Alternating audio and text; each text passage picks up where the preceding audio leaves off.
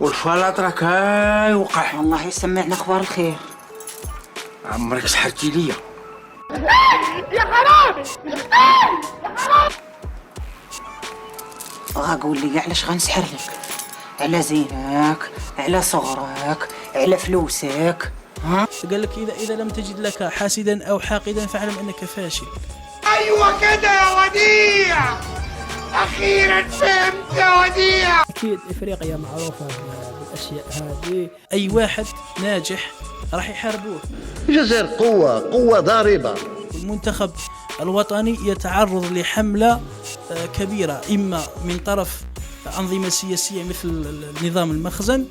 بطل تمشي بالسحر والشعوذة بمناخيرك دي، بطل السحر والشعوذة. المنتخب الوطني رقيق المنتخب الوطني نعم يعرف يقول لي شفت صديق ليا حكم الجوارب تاعي، خدا لي الجوارب تاعي وعمل لي كذا ويعني ايوا داك الشيء عنده العلاقه مع الجوارب. دابا هذاك الراقي داوه طائره خاصه الى الكوت ديفوار باش يكتب لهم، ولا استغفر الله اش غيكتب، لا حول ولا قوه الا بالله. انت تتكلم جد. المهم غيدير لهم الرقيه في التقاشره بن عمري، والاهداف غادي تبقى يعني شيطان، ما كاين غير هاك غير سي بلا اللي عاود ما كاينش تخرشيش. ولكن هاد 3 ايام الاخرى حاس براسي ماشي هو هذاك. وانت فين عمرك انت هو هذاك؟ عقول لي ها؟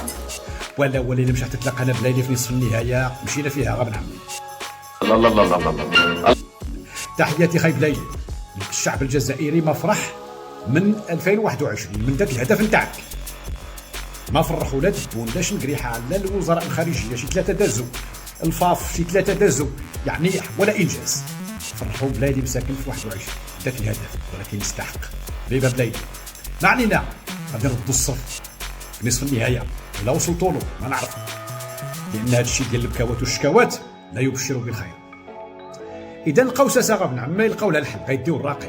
اش بقى دابا؟ قال لك اسيدي مؤامره عاود ديال التاثير على النفسيه ديال اللعابه. قرف ده. طيب ايه القرف ده؟ يسمحوا لنا اللي ما يامنوش بهذه الامور احنا نامنوا بها. قال لك هذوك اللي مشاو كيركبوا الاعلام ديال المنتخبات ركبوا العالم ديال المنتخب الجزائري نعس، يعني ذاك الهلال مهزوز الفوق هكذا، يعني دوك الرجيلات عنده الفوق.